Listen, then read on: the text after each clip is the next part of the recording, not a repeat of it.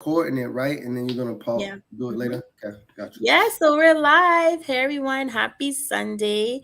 Welcome to Wealth Talks with Sam, financial literacy podcast by a single mom where I help people understand personal finance and how to take control of it. So today I have a special guest, my good friend Power, who I met, had the pleasure of meeting last year at InvestFest. So for those who don't know what InvestFest is, it's like the Coachella of the finance world.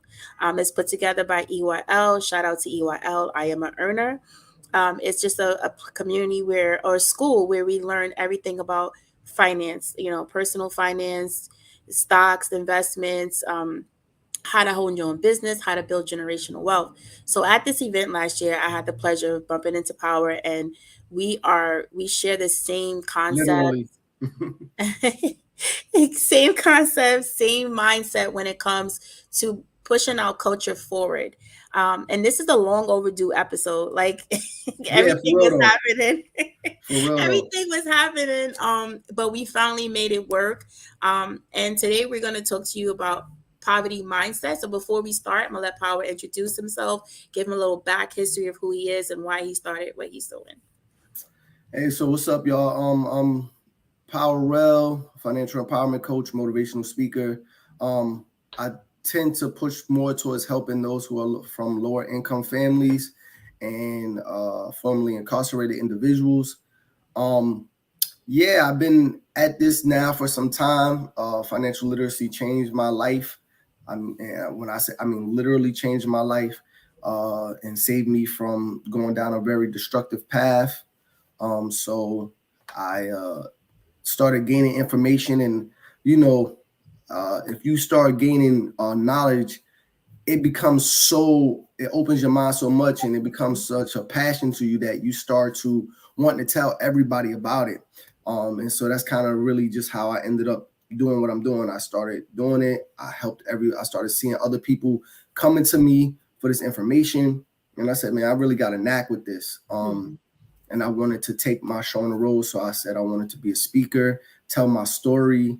Being somebody who came from nothing and not where I want to be at yet, but definitely not where I was. That's right. Um, you know, yeah, so that's really where we at now. Um, as Sam said, we literally bumped Yes. into each other at InvestFest Yeah. and was like, "Oh, so well, since I got you here, what do you do?" Yeah. Yeah. You know what Yeah. I It mean? was it was crazy. It was so crazy. Because when I called you, like we was like, let's talk. Because you go to these events and you meet people, you take business cards and you keep it moving.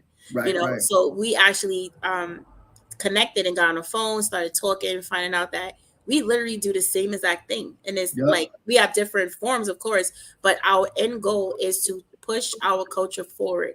And today we're talking about poverty mindset because I feel before you get to the investments, before you get to the legacy building, you have to start with the mindset because the mindset is so powerful and it actually moves everything. It's like it what gets you up in the morning and what makes you sacrifice your time to study to find more out about your passion. So the mindset is so important with us with anything you do in life, regardless if it's finance or not. Yeah, absolutely. And it's wild because literally that's the foundation. Because once you get this information, and it has no, it's just like anything. If I listen to certain music all the time, that's going to affect how I think, Mm-hmm. right? If I watch certain things all the time, it's going to affect how I think. Some people may not want to believe that because it's easier to continue on a destructive and a toxic path. But literally, everything that you watch, everything that you listen to has an effect. Everything that you read has an effect on how you formulate thoughts, right? Mm-hmm. And how you come up with your conclusions and how you come up with making the decisions to move forward with, especially with your finances, Yes, right? absolutely. Yeah, Yeah, for sure. absolutely. So this is why it's important for us to get this financial education, because and the financial literacy is so important, because once you start gaining that information, and then you start inside financial literacy Mm-hmm. is self-help, right? With Mm-hmm. personal development. So it's not just finances, it's like finances and personal development all in one. right? I Yeah. think sometimes people hear financial and they think, oh, I'm gonna just be doing math. Oh, you're just gonna try to put me on a budget. And it's like, no, I'm gonna help you develop your mind, right? Once you develop your mind, it's not just empty mindset stuff that there's no process to it. And that's my beef with a lot of people. Is they and a lot of, especially a lot of motivational speakers, they go out there and they hype the crowd up and they tell them stories and they give them examples and stuff, but they're not giving them no, okay, this is an actionable step you can take, right? That's what I loved about you and what you're doing is when we talked and you had an actual step by step on how you wanted to make changes in single mothers, right? How Yeah, you because wanted to help them. You know exactly, what I mean? because I took what I struggle with, because everything that I speak about is something that I struggle with, and what helped me was, it sounds funny, but at that moment I didn't understand it. What helped me was changing my mindset. I remember I was working two jobs and going to school. I had my oldest. I was working at the bank and Starbucks and finishing up my bachelor's, and I was trying to be responsible, had my bills on auto pay, and the bills came in and my direct deposit came in. The bills came in at 12 a.m. and my direct deposit came in at 12:01 a.m. And I got hit with 4 overdraft fees. And back then that was like 30 something dollars. Yeah. And for me, you making what, back then it was like what, 12, $8 an hour. Yeah. That set me back. And I remember sitting in Starbucks crying on the phone with the bank teller, like not the bank teller, but the bank, like it was just literally 1 minute. And she's like, yeah, well, it's an automated process. And I started crying. I was like, you're taking practically all the money I have left over. And then she put me on hold. Came back and she was like, I'm going to waive two of the overdraft fees. And Right. That's how they make their money. yeah. So at that moment, I was like, I got to change. And I was like, I can't do this anymore. And it wasn't like I was a luxury spender. I've always been like a simple girl, simple stuff. But my mindset of how I think about money had to change drastically, because I was like, I can't live the rest of my life like this. It's just, and from that moment, that just like put me on this path where documenting everything I did to get to the point where my foundation is solid, where I understand my money better and I know what its purpose is for me. Yeah, for sure. And that's amazing because I think a lot of people have a story that's very much like that. A lot of people are living that right now. Yeah, it Like is. literally living that right now. Because we don't, and again, it's just it's the knowledge, right? And the knowledge is how it affects your mindset, because at some point you have that point where it's like, I have to make a change, because it becomes so bearable that you don't have any other choice. Yeah. It becomes so unbearable that you really don't have another choice.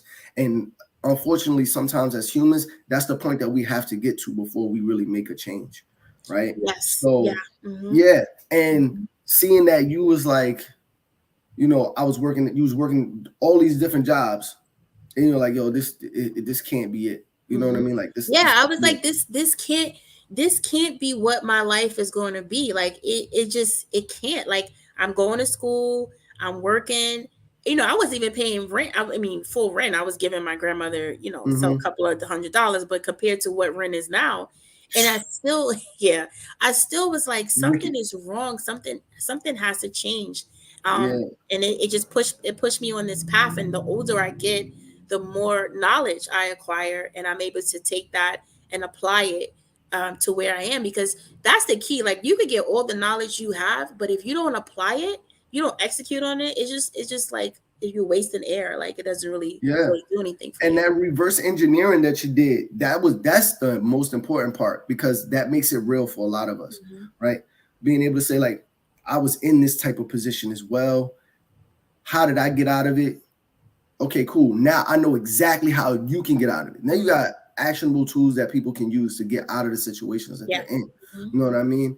And that mindset shift really starts with, okay, looking at my situation and saying, all right, I do want something better. Sometimes we get so caught up in just doing because we're just in survival mode, right? We're in survival mode. Survival mode is a mindset. It is. Right? So you have to go, okay, I got to go from a poverty mindset, which is that survival mindset, to I got to get into a wealth mindset. Yeah. And how do I get to a wealth mindset? Well, one, I need to know how to do that. What do I do? What do I Yeah, read? What that's type the of book? thing. Yes, very good that you said that, because most people, they get stuck in that rut of that poverty mindset because they don't know what to do. Like, they're watching other people and they're like, I can't do that because I'm not there financially, or I didn't have Right.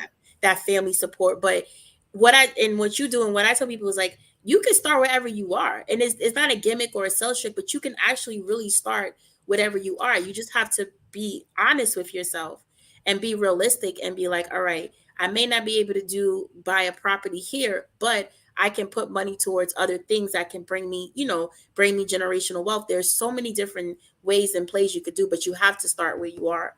Very, Yeah. very important. Starting where you are, and that's one of the biggest things that I push, right? I'm Mm-hmm. always telling people like, hey, it doesn't matter if you work at Walmart, if you're a stocker, or if you're an overnight stocker, if you're a cashier. I don't care what you do for a living. If you work a job, if you're doing something, you're getting some money. You're getting money. The quote unquote getting money, Yeah, right? careful. And right. But now is, what are my habits? What am I doing with money? A lot of us don't even know what our budget is. Like, we literally, we'll say like, okay, we know what we spend on like our food, we might know what we spend on food. We know what we spend on our on like our electric bill, then we know what we spend on our rent, maybe Yeah. even like car insurance, like our basic stuff. Mm-hmm. But there's a whole lot of other things that we spend money on throughout that we don't, right? Like I Yeah. told you, like I do not only just financial literacy, but I'm a personal trainer, and I sell personal training to people, right? Mm-hmm. And that's an additional expense from just having a gym membership. So I Mm-hmm. explain to people like, do you know like the average person eats out like almost every single day of the week? Mm-hmm. They say really it's twice a day. Mm-hmm.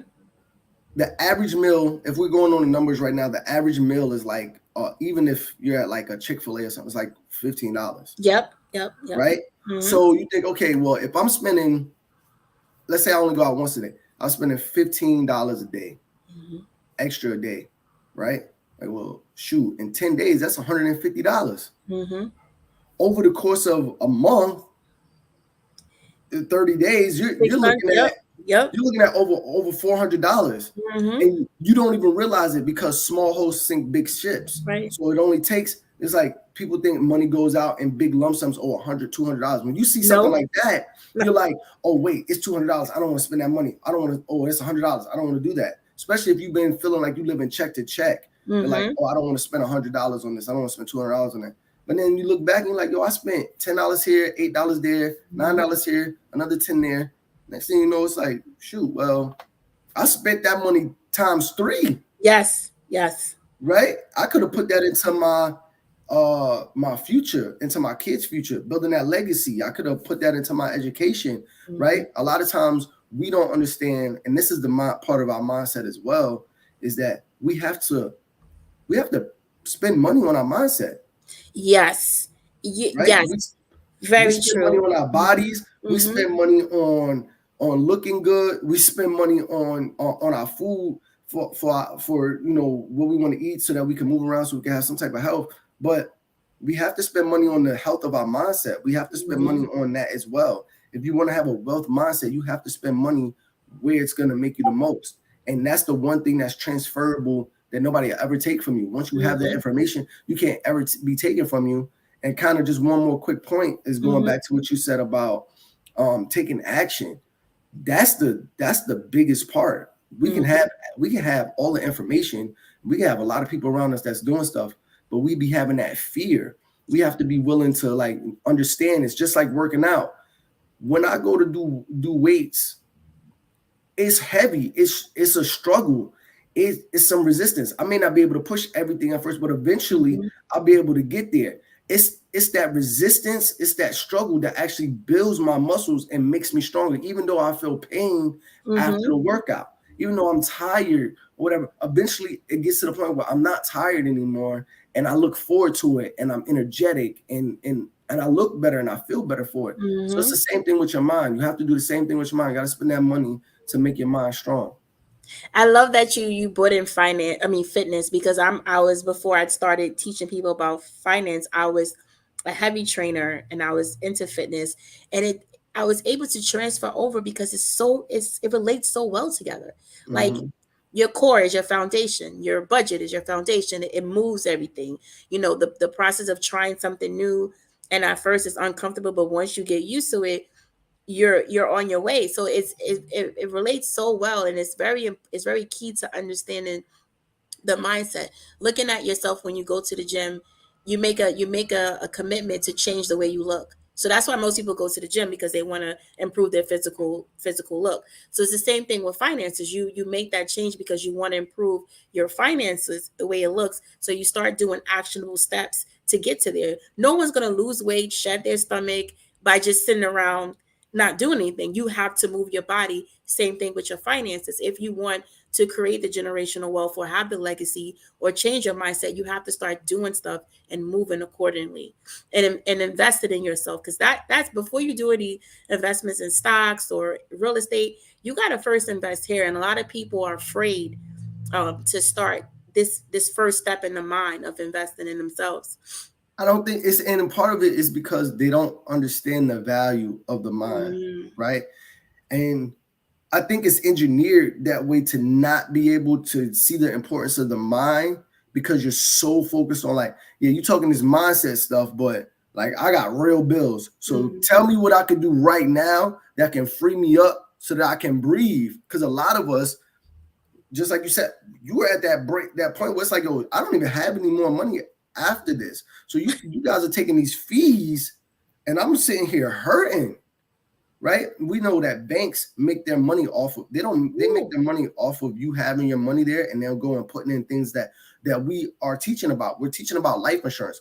mhm. Banks are the biggest Biggest, the biggest, biggest investors in biggest. life insurance, right? Yes. This is where they put your money. They're taking your money, giving you nothing on it, putting it in life insurance. They're putting it in stocks, right? They're putting it in mutual funds that's making the money, and then they're and then they're giving you these little. I can't even point say a point penny because zero it's two percent APY. Like, it's like yeah, really, really, really low. And then they're telling you to save your money, and you're saving it while they're it's investing it. It's right. like it's You're backwards. saving your money and it's losing its value. Now I know Hmm. somebody watching this is probably like, okay, I understand that. It's losing its value. How's it losing its value? Okay, you talk about inflation, and you talk about how, like, basically it's it's at like 3% a year on average. So you getting less than 1%, and it's going up 3%. You're down, you're behind. Your money don't have the same buying power as it did a That's right. year ago, right? So you can't buy the same amount of groceries.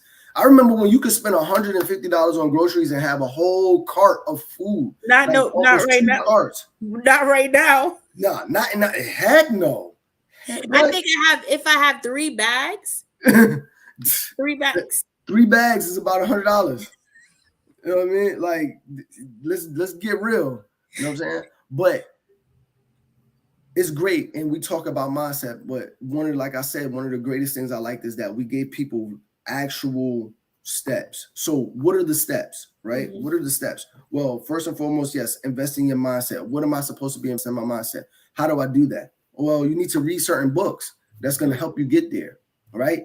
You need to read certain books. All right, what are some of the books? Like one of the books I started with the Rich Dad Poor Dad book, right? But that was my first book.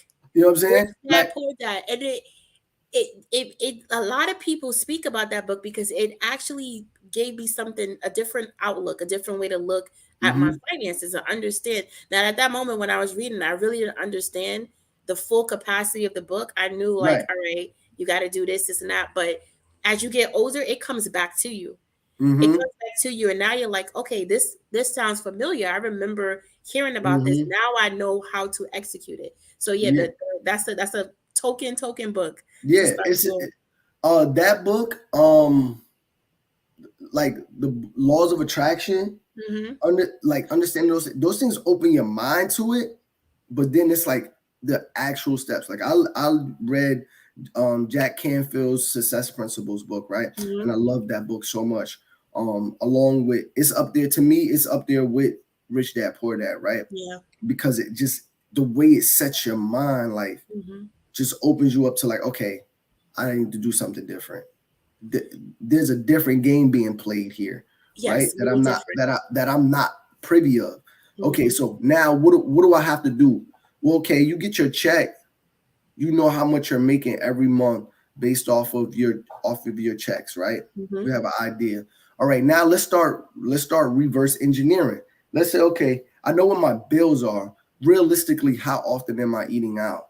Okay, where can I cut back on the eating out and put that money towards something that's more positive? Okay, maybe I Mhm. don't have all the money to put towards this right now, but if I save up for 2 months, maybe I'll do it.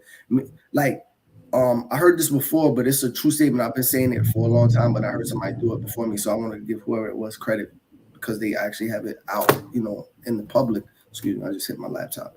But being 10 toes down, like just put your head down for 1 year, I have you up like for a lifetime. It has the potential to do that if you do it right. Yes. So So it's like, true. So so true. we got to start with, okay, understand where my budget is at and understand what I got to do, what I don't. And of course, when you start this path, I'm going to be real with y'all. Anybody watching this, yo, you're going to have mad stuff that's going to come up out of nowhere that's going to want to snatch all that money and it's going to frustrate you. Soon as Yes. you think, yo, As I soon as finally you start saved up, saving, I saved up for $500. I saved up $1,000, saved up $2,000.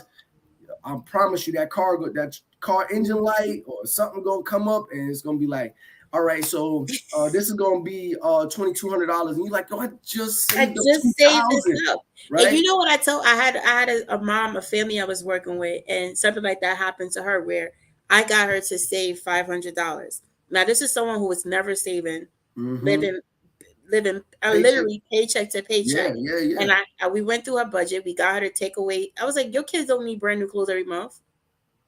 You don't put them clothes in a wash machine. Right. And she was able to come back $500, and then something came up, and she says, "Oh my God, I had to spend the money that I just saved." I said, "Imagine if you didn't have saved that money." I was like, "This is what life happens. This is why Right. we keep saving, and we save 500, and we're like, okay, now I can save another 500. So now you're addicted to putting money to the side Yeah. for these situations." Yeah. And I'm gonna expound on that, right? Because Mm-hmm. I'm gonna hold you. I was getting super tight. I was getting super tight with the fact that every time I saved the money, something was coming up to take it. Like Mm-hmm. literally was just having this conversation like a week ago. I'm like, yo, this is so irritating, right? Mm-hmm. But what I learned in that process was one, everything is not as major as I think it is, Mm-hmm. right? So sometimes it's like, all right, this issue came up and it's gonna be, I just saved up $1,000 and this issue is gonna be $1,100. Is it going to be $1,100 though? Have I shopped around to other places to see Mm-hmm. where I can have this problem fixed for less? Have I tried? No, yo, listen. Rich people do not. They very rarely ever pay full price for anything. Really That's right. wealthy people. Mm-hmm. Not. Let's not. I know we have minds, especially our people. We come from like a hip hop, Mm-hmm. environment. So we think like, though, we just going out and we just cashing out and blowing money. No, a lot of times dudes is negotiating or Mm-hmm. they are getting discounts. Find your discounts. Like, find your discount. If you can Mm-hmm. get on a payment plan, Yep. right? If you can figure something out. I know sometimes we're like, well, I don't want to add another bill to what I gotta do, but it's like, yeah, but you don't want to take everything that you have and Yes. start back at zero. You gotta have what I've done more recently is, and shouts out to David Shands, man, for this Oh because yeah, we love David Shands over yeah, here. I am now officially too a part of the Morning social media, meetup. the morning meetup. Yeah, Yes, I am too, but my work schedule changed that. But yeah. I loved. Let me tell you Yeah. something I just literally, I amazing. was like, yo, I pulled the trigger on it like last Hmm. night or something, or like night before. Yes, Like, you. I was like, Let me yo, tell you you know something. what? You are going to David. David is underrated. Like Oh yeah, for I don't sure. think they give Oh him all yeah. the Oh flowers yeah. that he Him and deserves. him and Donnie be Oh, going in. I love me some Donnie. Yeah. You know what I'm saying? Him and Donnie be going in. But like, I really, he gave me this concept of he told a story about his new zero, right? Mhm. Making your a new zero. So it was like when I get to $1,000, that's my zero. Mm-hmm. Like I'm not waiting until I get down to nothing to say I have nothing. Once I'm down at $1,000, that's it. And then continuing to up it. Every chance you get, up it. Mm-hmm. Once I get down to 1,200, once I get down to 500, once I get down to 1,500, once I get down to 2,000, whatever it is, until your zero is like a high number. Yeah. Right. So that might seem like, oh man, that's a lot. But I literally started doing $25. I started at $25. Then I upped it to 50. Then I upped it up to 100. Then I jumped it up to 200. But like once you start doing it, it does it. Like you were saying earlier, it becomes addictive. Yeah, The information becomes let me addictive. say something. It becomes so addictive when you start seeing the money you saved and you're like, yo, I saved this. Let me save some more. And then you start taking it once you get to a certain your safety net, then you can start putting it into other vehicles so that it can start to grow. But you always, yeah. And I want to circle back to what you said about spreading things out. That is super important and super key that most people don't realize that you don't want to deplete everything from yourself. And rich people do. They find the deals. They want to make sure they're getting a good rate. For They sure. don't have that. And I think that goes back to the poverty mindset where we feel like if we say, oh, is there a discount? It's making people look at us like we're poor. And it's like, no, you're smart because you're not buying at whatever price someone tells you because price can always be negotiated. It just depends on how you position it. See, here's the thing. The problem is, and we hear this a lot in our community. At least I hear it a lot. I've been, paying attention to you in this life. We only want to negotiate when we go to our people, when we go to Black-owned businesses, right? So, oh, yo, let me get a hookup. Yo, you ain't got no deal. Yo, so let me just give you this, right? But we don't want to do that at other establishments. But that's what you're supposed. That's what you're supposed to be doing. That's what you're supposed to be getting a discount, right? Because they have the bigger budget. They have more room to play, right? One of the biggest expenses you'll have in your life, if you have a house or apartment, is going to be your house. It's going to be your car, right? A lot of the expenses that we deal with in our life, go to those two things. Yes. Right. And we'll start saving. We'll be like, well, I gotta have this fixed, or my car is messed. Or it might be a health thing, right? But find the deals. Take the little bit of extra time to call another mechanic. Yes. Or find somebody that can do that job for cheaper we're not saying dumb down on your quality. We're just saying look for the opportunities. Everybody's doing business. So there's always somebody looking to, especially new people into an industry. They're always looking for a way to gain a loyal customer. That's right. Right. And so when these people find out that like you'll be a loyal customer if they give you a deal, they'll take that shortcut. They'll take that dip and pay for the longevity because they're not trying to just focus on the front end. They're looking at the back end. That's right. Yeah. Right. So this is how, once you start thinking like a business, once you become a business and you start thinking like a business and conducting yourself like a business, then you start understanding how other businesses operate. And you start going, okay, if it was me, this is how I would move. This is what I would like it to happen, because I care more about a customer that's going to buy from me consistently than a customer that's just going to buy from me one time. Right. So if I go to a mechanic, my car's messed up, and I go to a mechanic and he tells me, yeah, it's going to be $2,500. And I'm like, yo, I only got that right now. All right. So what you going to do? You going to leave your car there and just bite the bullet? Or you going to shop around the other mechanics and find the one that says, hey, check it out. It is going to be, this work is usually like $2,500. But I could do this and I'll give you the, and then you negotiate from the even. I don't keep negotiating. Because all they can tell you is no. That's it. That's all. You right back where you started. So I'm looking for them yeses. I'm gonna get through. It's like in sales, we talk about getting through your no's so that you can find your yeses, right? This is all commission-based jobs. They'll tell you that, right? Get through your no's so you can find your yeses. So it's like, all right, you said no, you said no, you said no, you said yes. You said that you was only gonna charge me $2,000. Well, what if I say I could give you 500 right now, or I can give you this, and then I'm gonna just give you a little payment, you know what I'm saying, every week. This how often I get paid. Like every time you go to go buy a car, and I'm just using that because it's such a relatable. Yeah, transferable. it's something Yeah, that everybody could relate to. Yeah. right. So when you go look at the principle in this, when you go buy a car, when you go to a dealership, they shop you around. That's why you get so many hits on your credit. They shop you around to all these banks, right? The bank finally give you a loan. You're negotiating with this dealership to say, hey, I'm gonna pay you X amount of dollars every month based off the fact that I get paid every week or every 2 weeks, and this is how much I get paid, and this is how.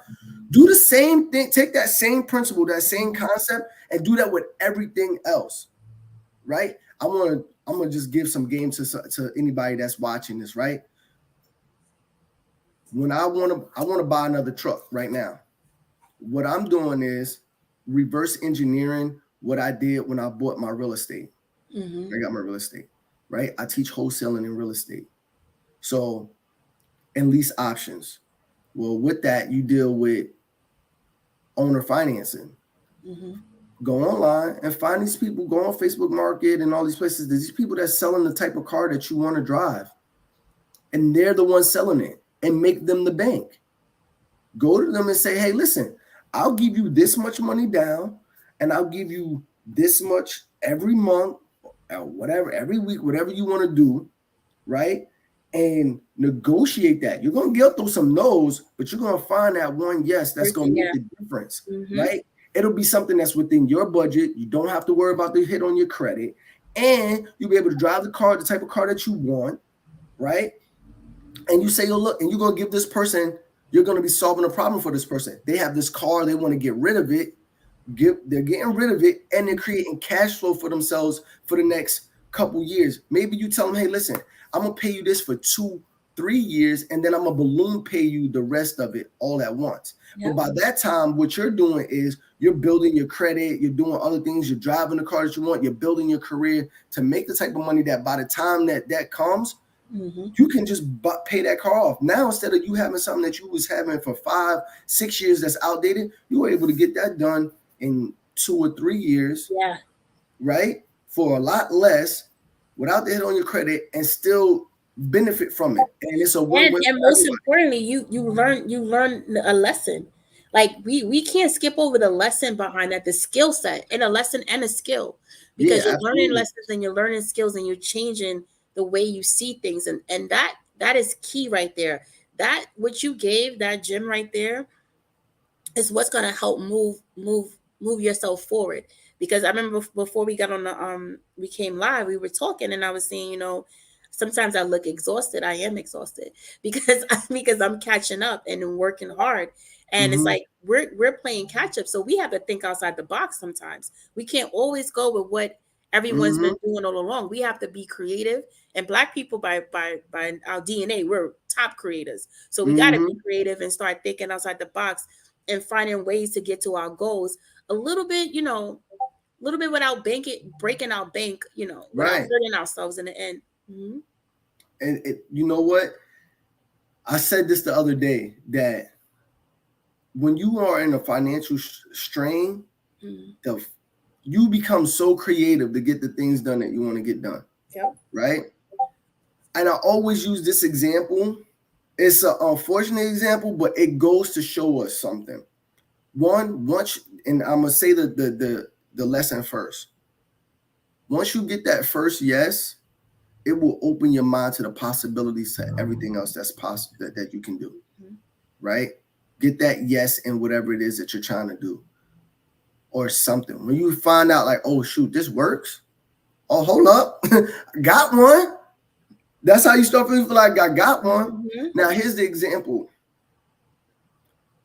Every year, majority of the people, especially the people we're trying to target, single moms, lower income families that usually are consisted of single moms or single dads, right? Or two struggling people working 2 jobs and they're struggling, they're just getting by, right? And that's usually because of trying to keep up with the Joneses. and then, excuse me, Mm-hmm. right? People who have been formerly incarcerated and they're really starting from scratch. They don't, they want to do something better. They don't want to go back to the streets, so they don't want to get on drugs. But the stresses of life cause them to make poor decisions, right? Yes. Mm-hmm. But every year, Thanksgiving, Christmas time, we somehow be broke all year and find a way to get this money together to buy our kids these gifts, to buy our kids all of this stuff that they literally don't keep for more than 2 weeks. By the time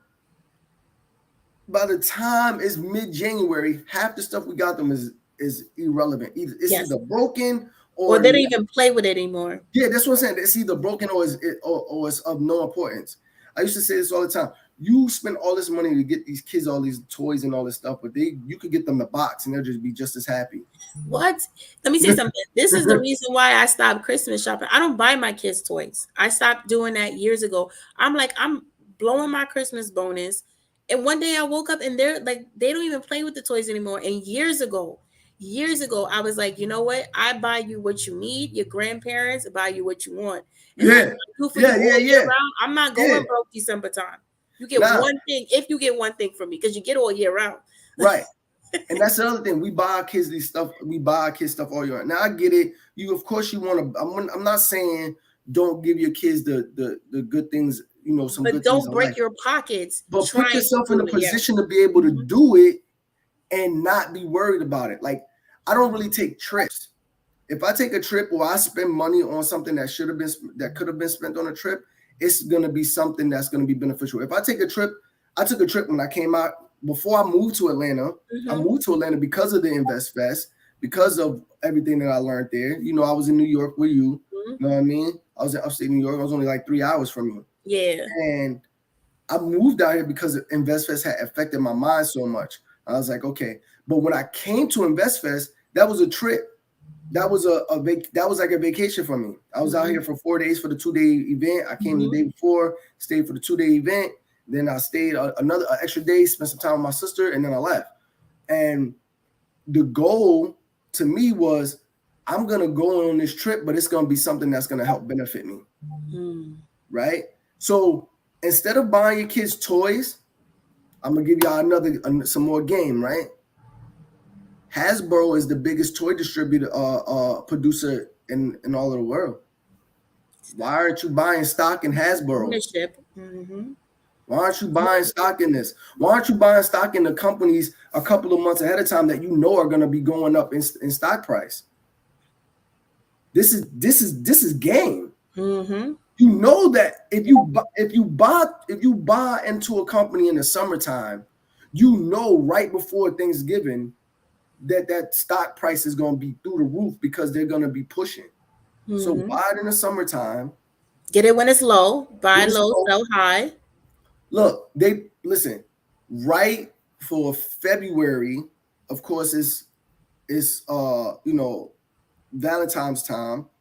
So, and it's right after, because so they're pushing all of the jewelry because we want to shower all our queens with all the best gifts for giving life and everything.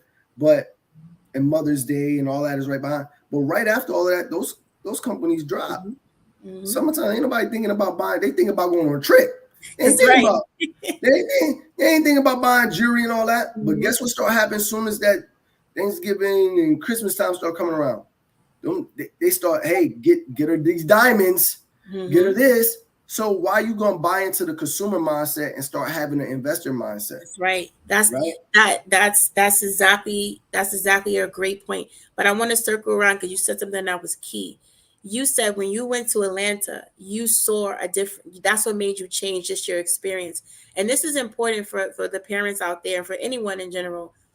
Exposure, removing somebody from, that whole setting and giving them something different is going to change their mind and make them take action.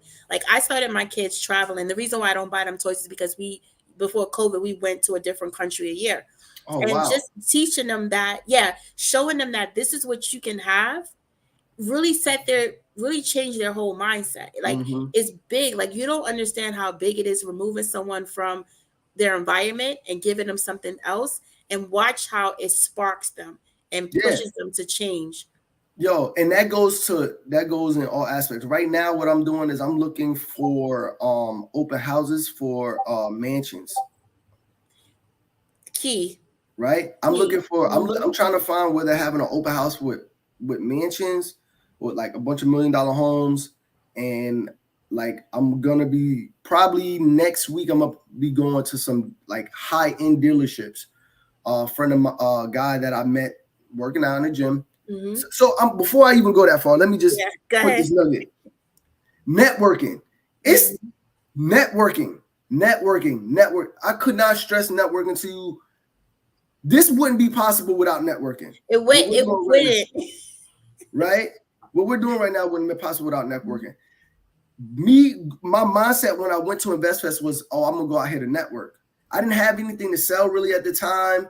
I had my information. I just wanted to network people and let people know what I was doing, and that I had the same mindset as these people who were on this growth mindset, right? Who were on this path to financial wealth. And we met a lot of super wealthy people at that event. I mean, there was over, like, I know this year there's going to be well over $1 billion. Yeah. It's going to be like almost $2 billion in the building, like with a B, not with a B. 2 billion. And these are people that look like us. You understand? This is key for us to understand, because going to these events, I don't know, I hear people say stories about how I went to this event and I was the only one that looked like me in the crowd.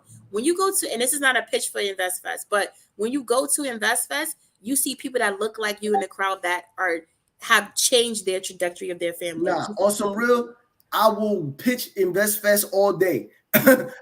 Listen, I don't need no money. They don't gotta pay me. No, I don't need no money, but they don't gotta pay me or nothing. Because for real, it really is. It really does help your mindset. Like, I'll be at the gym, I'll be talking to people, and I'll be like, especially if they black, I'll be like, oh, so you going to InvestFest? They'll be like, what's that? I'll be like, you don't know about InvestFest? Go here, check this out, right? Because this is something that we really need to be a part of, especially like if you're of that mindset. If you're not of that mindset, if you're not looking to be of that mindset, if you don't really care about that type of stuff, then, kudos to you. I honestly wouldn't even advise you to go, because you're just going to bring down the, you know what I'm saying, the vibrations of the spot, right? But if you have an open mind and you really trying to like be into something, and you're trying to grow in that area, especially if you're trying to be in an entrepreneur in any aspect, this is the type of places that you need to be at, right? I go to local meetups and local events all the time. I go to Eventbrite, and I check out events that they're having, so that I could, be of networking with people of the same mindset, right? And when you go to those events, when you go to open houses, when you go like that have the type of homes, when you go to places, like I was saying, a friend of mine, he has a friend of his who owns a Lamborghini dealership, right? And he was telling me about, doing it he was the one, he does party promotions for a lot of artists, like all of the artists out here from Atlanta. He does stuff for, Yo Gotti, Jeezy, like he's under, like he's with T.I. and their team and all that, right? And he does all of that stuff, and he was like, yo, he was the one who put me on to having that look, right? We talked about that off camera before we came on, about, looking the part or whatever.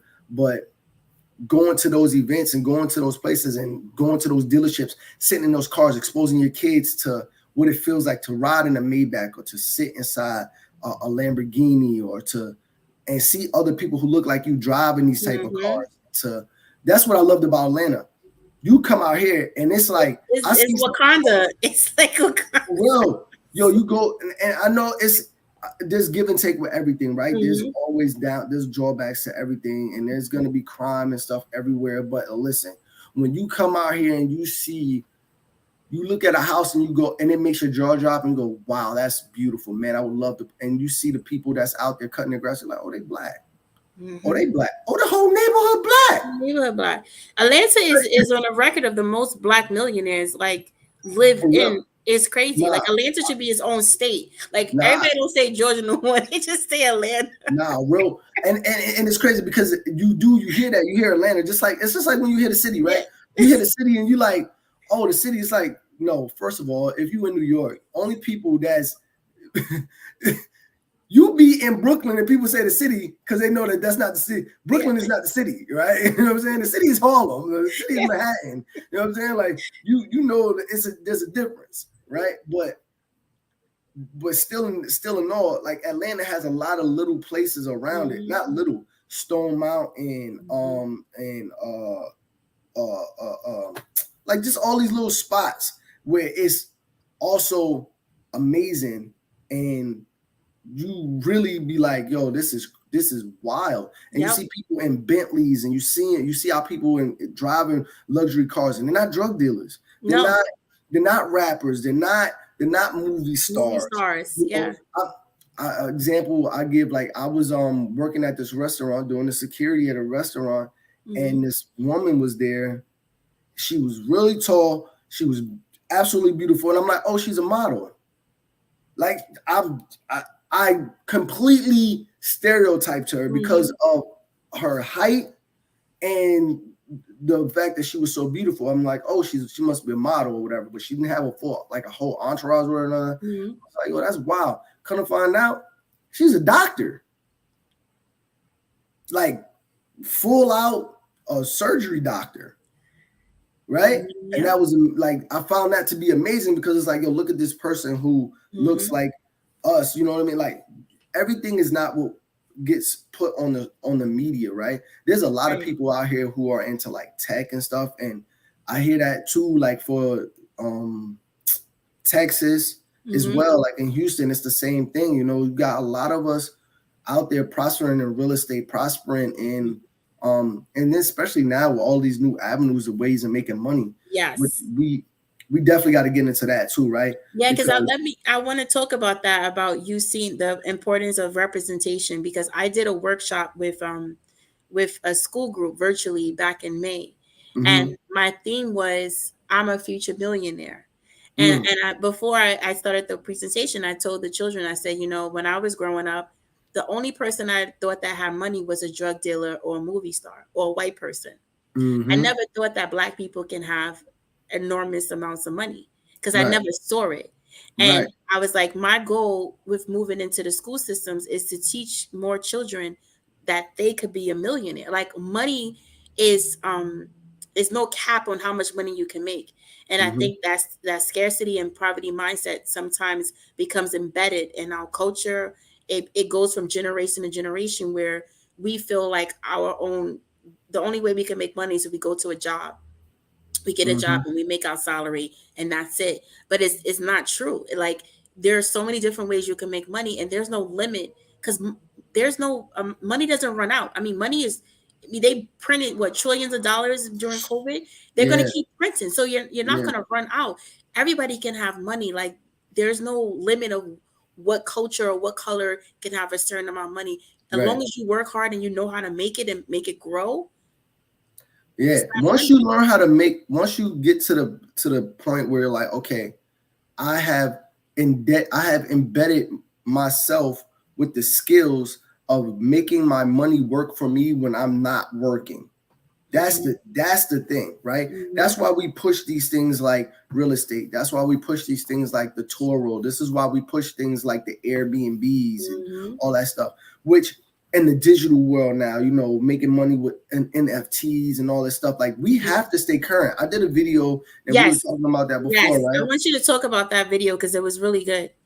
So I did a video a couple of days ago, and I was talking about the importance of being current with your information, right? A lot of times we get a lot of outdated information, and we try to build a life on information that's no longer relevant, right? And we do the same thing with school.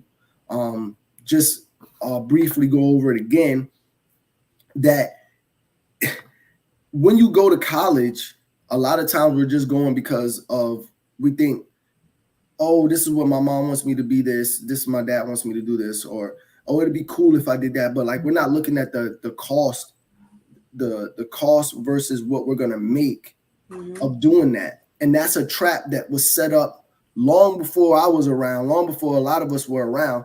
and we didn't catch on. But now we're starting to catch a little bit of traction with it and understand the game of the schooling system, right? Understanding that like high school wasn't even a thing up until like the late 50s or something. You know what I mean? Like that wasn't even a thing. It wasn't until the Industrial Revolution they were like, wait a minute, hold on, we got all these people coming out of school, we got to do something with them.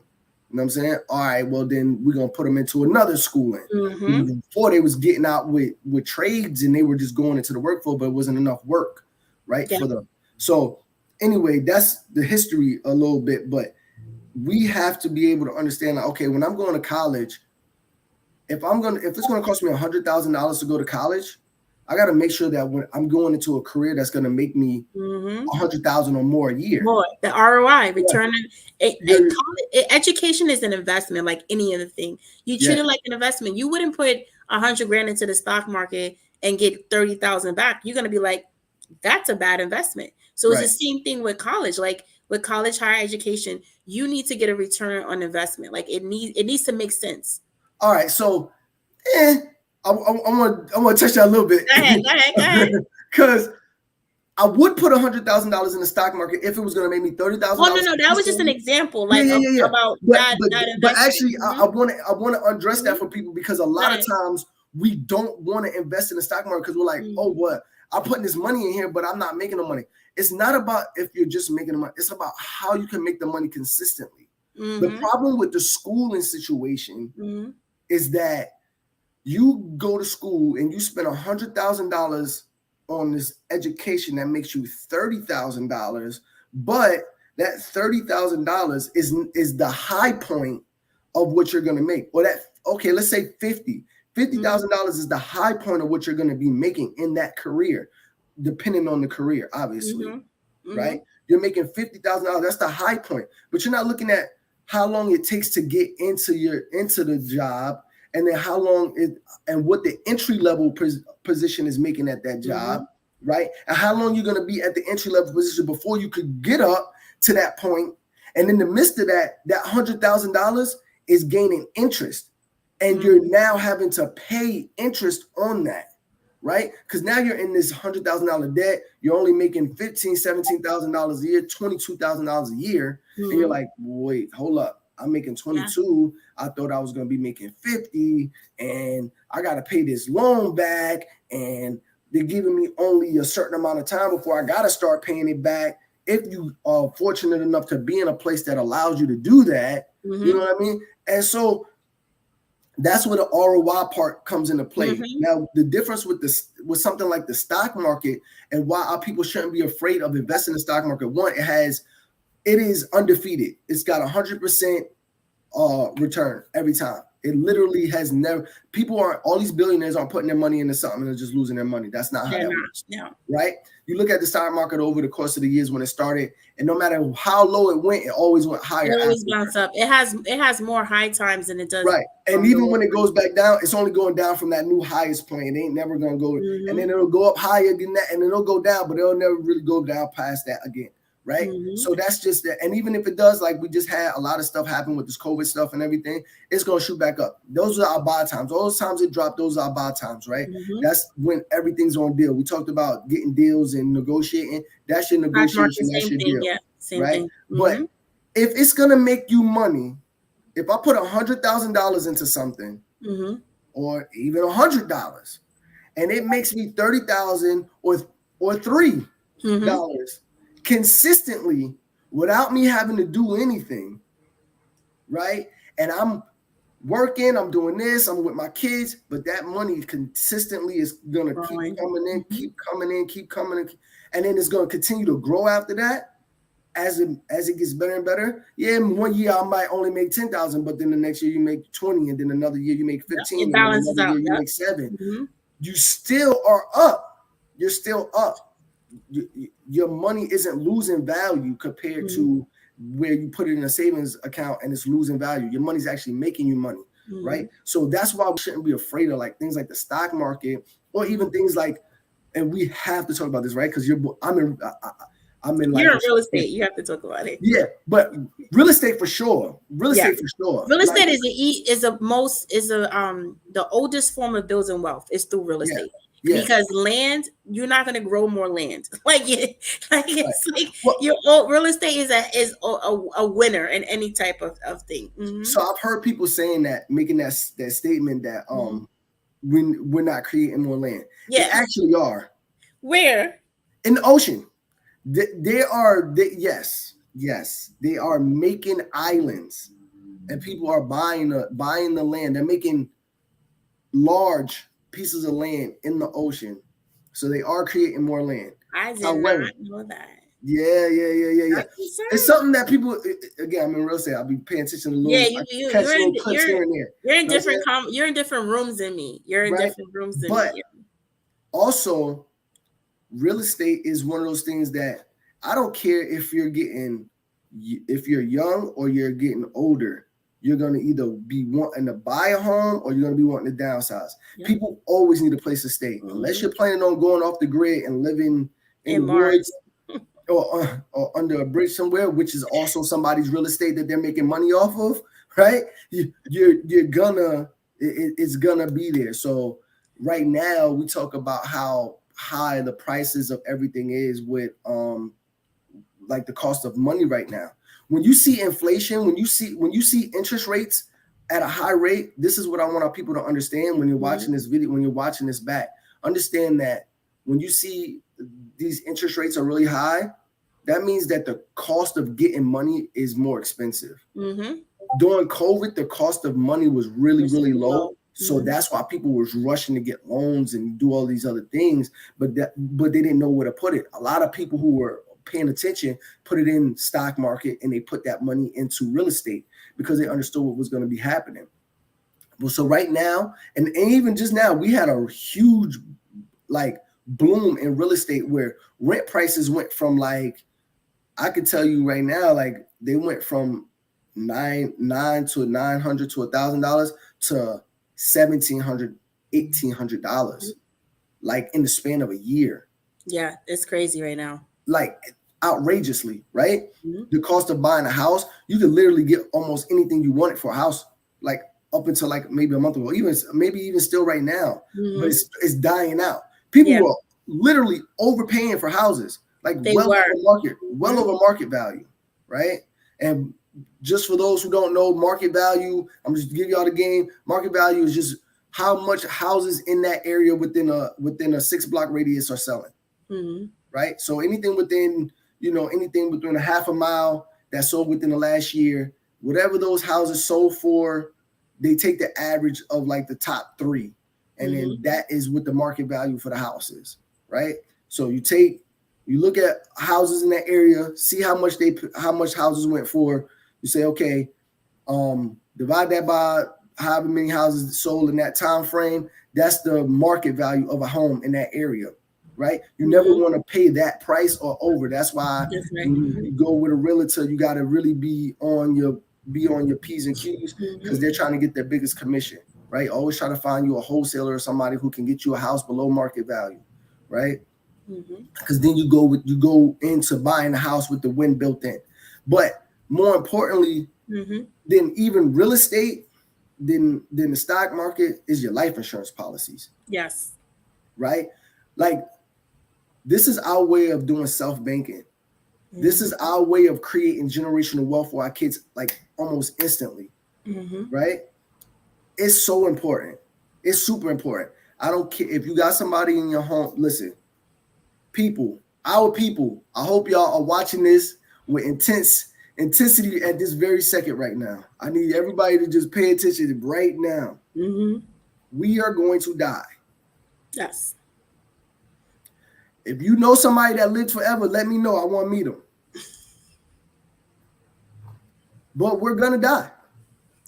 And everybody that we know is going to die. True. It's so true. Right? It's the one thing in life that's guaranteed. They used to say taxes and death, but Donald Trump showed that taxes is not guaranteed. Yeah. There's definitely always. If you are, listen, if you black, if you, especially if you black, you need to be watched. You definitely need to, I don't care if you braid hair, you need to have a business. If you know how to cook, you need to have a business. If you know how to sew, you need to, if you know how to paint, do arts and craft, whatever it is, you need to create a business and have a LLC so that you can start taking advantage of all, because that's the tax advantages of having a business, right? And really getting credit, which is a whole nother conversation. Yeah, we got to do another Sunday session. Yeah. On credit, personal credit and business credit. Yeah. Game changing. Game changing. But life insurance is A1. Easy brainer. And the thing is that we always was taught to use life insurance for the death benefit, but it's like that's played out. It's so much you can do. Benefit. Yeah. It's a life benefit. What else do you know where you could be like, all right, I'm gonna take this money, I'm gonna borrow against this money, I'm gonna take some of my money out, and then it's still gonna be gaining interest as if the whole amount is in there. And I'm gonna take this money, I'm gonna put it into a like a tax-free benefit like real estate, right? And then I'm gonna make money off the real estate, and I'm gonna get benefits off it, and I'm gonna pay back, and I'm gonna create cash flow for myself. So now my money is doing triple time. Your money's working way harder than you could ever work. And that's how your money should always be working. Your money should always be working harder than you. Like that. Yeah, that's if you want to talk about closing a wealth gap and creating generational wealth, it starts with making your money work for you. And how much is life insurance? How much is life insurance? Whole life insurance. I mean, whole life insurance, it just depends on what age, your health and your age. But a hack that I learned from reading what the Rockefellers would do was that how they built their empire was getting whole life insurance on young kids. Because when you're younger, you get life insurance as early as your child is 14 days old. As soon as you get a social security card, you get the policy. You stack up that life insurance policy, that whole life, permanent life, and then it grows. You get it at an affordable rate, and it continues to grow, and that's your bank right there. Like so that's the hack. Yeah, that's a hack. Yo, I hope. Listen, y'all need to write that down right now. That's where it's at, because right now for me, get that. Look, life. Google right now. Y'all need to Google right now. Life insurance policy for children. Whole life insurance policy for children. Contact somebody. Contact me. Yeah, I'm about to say him or girl Sam up. She definitely go I'm tight because I passed that New York State life insurance exam. Now I'm waiting for them to clear my license due to my once you get it though, I mean it's a game changer for our community. Yeah, it's game over. It's game over, especially in our field. It's game changer. But the other hack is, listen, this is what people in other countries are doing. You need to go and find the oldest person that's in your family and put big life insurance policy on them, and they're gonna pass away anyway. So even if you can't afford it by yourself, you get with a couple of people that your family, and y'all come together to pay that life insurance policy, right? Because that is going to help set y'all. If somebody is in your family and they're 50, 60 years old, that's not really that old, but they're going to pass away. Get that $1 million life insurance policy on them and get it in writing that y'all all going to pay, $100, $200 or whatever to go towards that life insurance policy. Because if you could, when they finally do pass away, which is going to happen, if you can get that $250,000 for you of your cut, imagine what that could do for your life when you educating yourself on what to do with it. Game changer. You take $250,000 and throw it right back in another life insurance policy, and then borrow against it, and then go and put it in some real estate, and then go put some of it in the stock market. And you good. And you set. And then then take some of that money once you get some more. Then take some of that money and go put it in another life insurance policy on your kids. That's right. It's like the game you have to change the way this is why the mindset is so important, because you have to change the way you think about everything. Like it has to be like, you got to be outside the box. You can't be in the box, because you know what? People out there not playing fair. And I'm not saying to do anything like wrong, but just get out the box and think more creatively of how can I get this stuff, my goals accomplished the fastest way. Yeah. And it's really key. It's really key that, like you said, our mindsets. It's all in your mindset. It's like, yo, well, how do you know all of this stuff? Because I'm investing in my mindset. Mm-hmm. I very rarely listen to. Literally, the only time I get to hear music like that is when I'm working security at the clubs. Mm-hmm.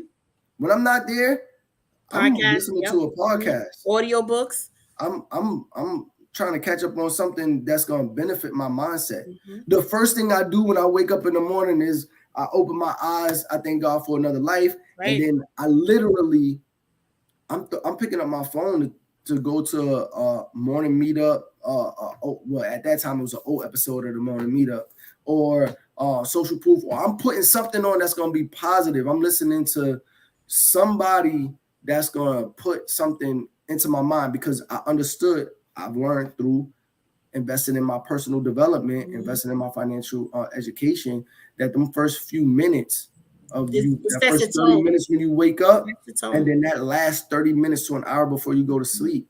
So what are you putting in your mind during this time to make a difference? You know what I'm saying? And so I've just made it a habit. I've just made it a habit. And I advise everybody to do it. It might seem silly. It might be like, I know we want to wake up, we want to get up and you want to clean, you want to you clean it, you want to listen to some R&B. I love my R&B music, you Mm-hmm. know what I'm saying? But I gotta understand that what am I doing with my time that's gonna benefit me? Because that's our biggest cost is our time. Mm-hmm. So I want to know how can I get as much of my time back as possible and create a life. Well, you can't do that if you're not financially free, That's right. right? So right now I got my head down. I'm working a lot and I'm doing a lot. I'm going to a lot of different events and I'm investing in things that are gonna help me create freedom for myself. Mm-hmm. So don't be afraid and don't think that like a lot of times we want to look at these people who already got it and be like, oh well, I just want it don't work. You have to, there's a me. It doesn't go from okay, cool, I'm gonna learn financial literacy today and then tomorrow I'm gonna be rich. Mm-mm. I It wish it doesn't. worked like that because But it doesn't. Yeah. I've It been doesn't. rich years ago. Yeah. You know? It doesn't work like that. And that's the problem. We have to start to look. There's a journey in everything in life. Nothing comes from just like this. It takes time, progress. Yeah. Sometimes you have to get a little setback, but let that setback bounce you a little bit higher than where you were, you And the know? reason that setback is there a lot of times is due to us moving so fast and we're not doing the personal development along the path along the way. Mm-hmm. That's what I've learned, Yeah. right? Mm-hmm. There is personal growth that comes along with this that you have to embrace. You can't fight that. You can't you can't stay who you was and become who you want to be. That's right. That's powerful right there. It's no way. There should be a growth every day. There should be a mind shift every day. And I'm not saying that that's going to happen right off the bat, but as you continue, you're going to start catching yourself. You're going to start catching yourself with the way you spend. Like, do I really need to go to, for one, there's aspects to it, right? There's your mental, your physical, your spiritual, your emotional, your financial, Mm-hmm. right? You have to have all of these things. This hand, you Yeah. got to have all of these things in play, right? Mm-hmm. So understanding that you're gonna be like, do I really need to eat this McDonald's right now? Like, actually, no, I shouldn't be eating McDonald's right now. One, it's not good for my body, Mm-hmm. right? Two, it's not worth what I'm gonna spend Mm-hmm. when I could just go get me something that's healthier, not eat as much, take that extra money and put it towards my saving or put it towards this life insurance policy or put it towards Mm-hmm. whatever it is going to be towards this next investment, right? I don't really use the word savings as much as this is my investment fund. Like, well, I'm putting this money Yes. towards, Mm-hmm. I'm putting this money for because language is important. Language is very, very important. Talk about Very language a little bit. Tell them a little bit about the language. language. Let me tell you about language. Words have power, and even if we want to go to biblical, to the Bible, the power of life and death lies in the tongue. So this is how critical it is for you to watch how what you not only what you say, but to other people, but what you say to yourself. Like, this is where it starts. Telling yourself that you can do this, that you can accomplish stuff. It will make a big difference. And fixing the way you say things, like instead of saying like I'm broke. Well, right now I don't Right. have the money right now, or I can't afford that. Well, that's not in my budget. That's not in my spending plan. So finding those things to understand that what you say has power. Each word has a meaning. That hope sticks and stones may break my bones, but words will never hurt me. That's That's a lie. that's a lie. A That's a lot. lie. Words can hurt you. Words definitely hurt. Definitely hurt. They will definitely hurt you. Yes. Now, just to expound more on that, and that was a great explanation of the power of words, but also just understanding that it's word, like we talk about words of affirmation, and I'm not just saying by just saying a word every day or saying it a bunch of times a day is just going to make things magically be better, but it will change you internally. It does affect your spirit, right? And it does. It's a reminder. Right? It's a reminder.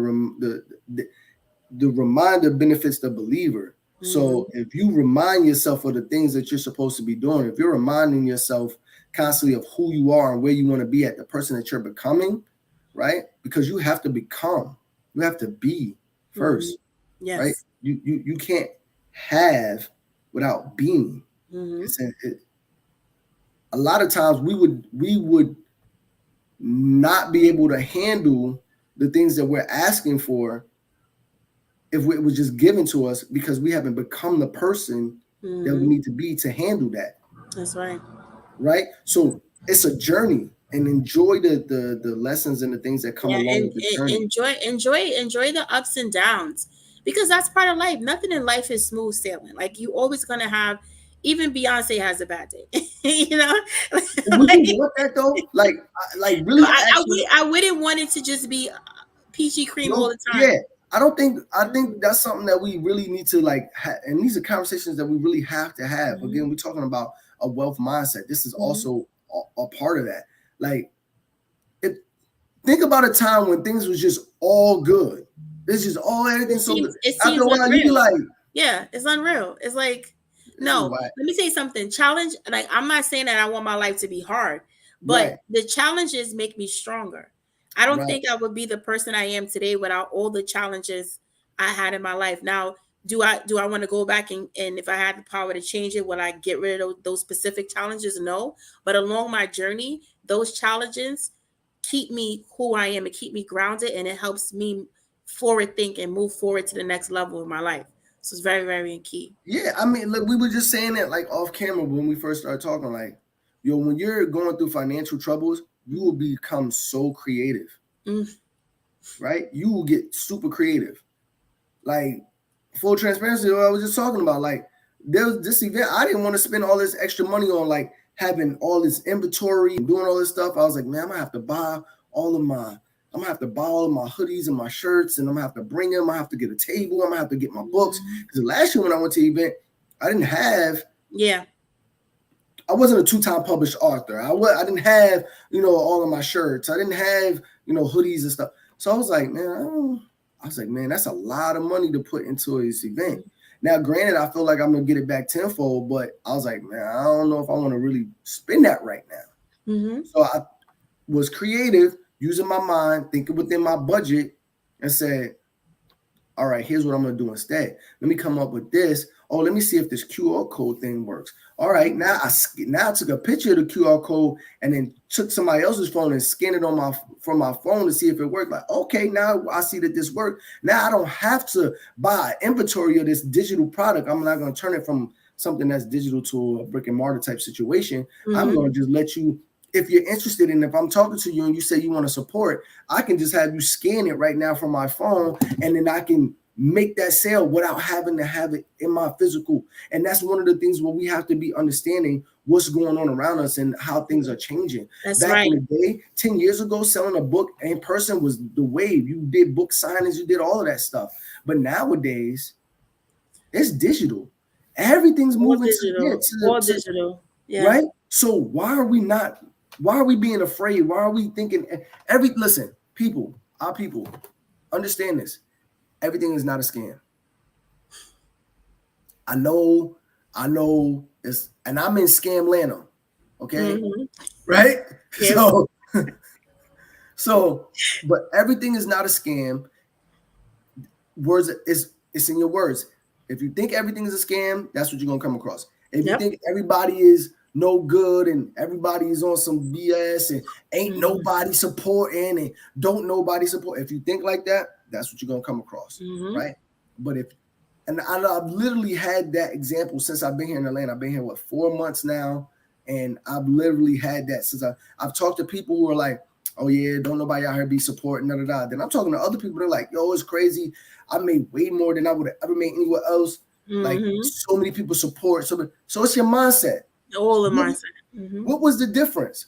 You've heard the old story of the two people who grew up in the same exact household and became total opposites of each other, Mhm. right? Mhm. Abusive parent, one became abusive, one became The super nurturer, yeah. Mhm. nurturing, right? Mhm. And all the rich dad poor dad situation, right? Mhm. Poor, one was poor, one was, but it's all about your mindset. What am I putting in my Mhm. mind? What type of rules and principles am I putting into play in my life, right? Mhm. We talk about religion. Religion is faith is a basis of principles that we Mhm. choose to live by, right? Yep. Some choose to live it by Christianity, some by Buddhism, some by Judaism, Islam, Islam, Judaism, but whatever it is, those are principles that they're putting in Mhm. place to live their life by. You could do the same thing with everything else in your life. It's principles. Once you put those principles in play and you have faith in what it is that you're doing, you're gonna attract that. You're gonna get that back, Mhm. right? The law of attraction. Yes. It's a real Right. thing. It's a I real thing. know it doesn't matter how religious you are. Mhm. Test it out. You can literally test this thing out, right? Mhm. Birds of a feather flock together. That's not by accident. Mhm. Birds of a feather flock together. That's not by accident. And if you're a bird that stands out, eventually you're gonna leave that crowd. That's right. Mhm. You're gonna lose your. You'll either leave or lose yourself. It's just it's there is no in between. Mhm. There is no in between. If I literally lost, like I won't say lost, but I would say like I Outgrew. You really want to? outgrew, Yeah. right? Or we just took second. Almost every single person that I had around me that I knew Mhm. from when I was younger, right? Granted, I went through a long period of separation when I was incarcerated. Mhm. When I came out, my mindset, I used that negative environment Mhm. to grow myself, Mm. right? I used that environment to grow myself, and I had a choice to be negative or to come out with a different to want to make a change, and that's what I did. And I think a lot of people saw that and was like, oh, he's not the same type of person. Like, so they didn't even want to be around. I didn't want to be around them because I don't want to sit around and do Mhm. or talk about the things that y'all are doing and talking about. That's right. Mhm. Right now, what I'm gonna do is I'm gonna come around you every so often, and I'm gonna put you on the game or the new things that I'm onto, or the new things Mhm. that you could be onto, or how your life could be different. But if you choose to stay on that, then that's just what you want. I used to get upset when I couldn't help people. Mhm. It bothered me, right? And then I realized that was slowing me down because I was trying to pull people to their success and pull people to their greatness, kicking and screaming. And I'm not gonna drag you to your success, kicking and screaming no more. Yeah, because they have to want it. They have to want it. They have to want it more than you want it for them. And Yeah, if they don't, let them yeah, live by the example. yeah. Let them That's see why. you. Mhm. Yeah, that's why I said like I'm an empowerment coach. Like I'm Mhm. not gonna sit here and pull you every day. I'm not gonna be your life draining situation. No, we're not gonna do that. I'm gonna coach you. I'm gonna empower you to do what you need to do. You know what I mean? By being a financial empowerment and character development coach, that's what I'm gonna do. I'm gonna help you develop your personal development, your character.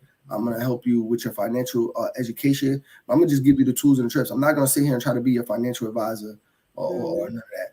What I'm gonna do Mhm. is I'm gonna tell you about it. I'm gonna show you where it's at, and I'm gonna let you have access to go and get it on your own. Because a lot of times, what we talked about earlier, we don't know about the information. Yeah. How do I do it? Okay, you're talking about doing all this stuff, but how? How do I do it? Where do I go? Where do I find it? Well, a lot of it, we don't have an excuse no more. We have these things, No. It's right? it's so You crazy. got one of these, you have It's everything You at have no excuse. no Because excuse right now, when people mainly talk about wealth, but information, education is on that level where all day. It's key. Is a driving force behind everything. Like you need the education, the investment that Power spoke about, the invested in yourself is how you start. Is how you move things forward. Mm-hmm. Yeah, and think about this, right? A lot of times we want to get around people who have money. We want to get around people who are already doing things. We're attracted to that. You see people with entourages and groupies and things like that all the time, Mm-hmm. right? What value are you bringing to that? Always think value. Mm-hmm. What value am I bringing to that? How do you bring value? By having something, having some information, Mm-hmm. right? When you could bring the proper information that can help people grow, that can help you grow, now you coming with something that makes people want to be around you, makes people want that are of that mindset or who are Mm-hmm. in those positions, right? That they want to help you. You know what I'm saying? So you have to invest in that. You like literally have to invest in that. Number one key thing. So this was such a great conversation. I hope everyone took away something. How important it is to one start to change your mindset with everything. You know, start to understand that abundance is our birthright. You know, we weren't meant to live in poverty. Like get that out your mind. Like that's not what we were created for. We were Right. created for greatness. And I know, you know, this cycle of poverty has passed down through generation, but right now at this moment, we have the power to change that. You know, we have the power to change that. It's stepping outside that box. It's being creative. It's being resourceful because you have all the resources here. You just need to map it out, do what works best for you, and you have people that are here to help along the journey. You know, you're Yes. not by yourself. Like we're all gonna Find that win. community. Yeah, it's tap into the community. We're all gonna win. Attend that event. Think outside the box. Do something different, and block out the noise. You know, For noise, real, for block real. it out. Yeah, for sure. And this was definitely a pleasure. I appreciate you inviting me. I know we've been talking about doing this for a I long know. time. I would be silly not to. You have so much knowledge and experience that a lot of Um, people need to hear because there's going to be one person. We may not change everyone that watches a replay or that came in and out, but it's going to be one person that's going to be like, "Dang, like I can do this," and right, right. we've done our part. Yeah. Yeah, I appreciate that. Yeah, and I mean, don't be so modest. You got a lot of information over there too, and all the jewels you be dropping on Thank Instagram, you. Thank for you. Thank sure, you. for Thank you. sure. I mean, there's a lot of single mothers out there that could learn from you. Mhm. Like you're a living example of what you're teaching. Unfortunately, we have a lot of people who take a course and then try to become like a guru on something, Mhm. right? But you're like, hey, I'm not a guru. I'm not no different from you. I still have my struggles, but look at the difference that this can make. Mhm. You know what I mean? And you're not selling them a dream. You're selling them. You're like, look, this is real. This This is is real. real. This is real You know what deal. I'm What I saying? go Like you through. could. I'd be tired sometimes, but you could do it. You know what I mean? Mhm. But along with that is just keep grinding. You know, everybody's not gonna buy in. Everybody's not Mhm. gonna buy in. So kudos to you for never giving up and to just sticking with it. And eventually, there's gonna be some sisters out there that's gonna go. You know what? I I'm appreciate a, you, King. I'm a jump. I'm jumping on this for I sure. For sure. appreciate you. Yeah. And, I receive those words. I'm telling you, words are powerful and I receive them. I amen, receive them. amen. Mhm. And I just say to anybody who's watching this, if you or somebody that you know is a single mother or a single father, and they're struggling or have been formerly incarcerated and is trying to figure out what you're gonna do or how you're gonna get out of the rut of life, or you're living a lifestyle where like this can't be it, like this got to be more. I know there's more. I just don't know how to get to it. And reach out to us. Like Mhm. reach out to us. If you don't like us, reach out to somebody else that's on the same path. Like me personally, I don't care where you get it from. Of course, I would like That's you to come right. get it, Mhm. but just get it right because what you do not just doesn't just affect you. Just like how you live and how you die doesn't just affect you. It's definitely not just gonna affect you. And you're gonna have kids. You're gonna have people that's watching you that you probably never even gonna meet. That you don't even know are watching you. That are paying attention to how you moving, and Mhm. that's gonna have an effect on their life. So get your mindset right and start building, and that wealth is there for us. That's right. It's a matter of time. You keep. I don't care how small you start. You keep knocking at something. You keep banging at something. It's gonna happen for you. So just give it some time. Enjoy the journey. All right, everybody. Enjoy the rest of your Sunday. Bye. All right.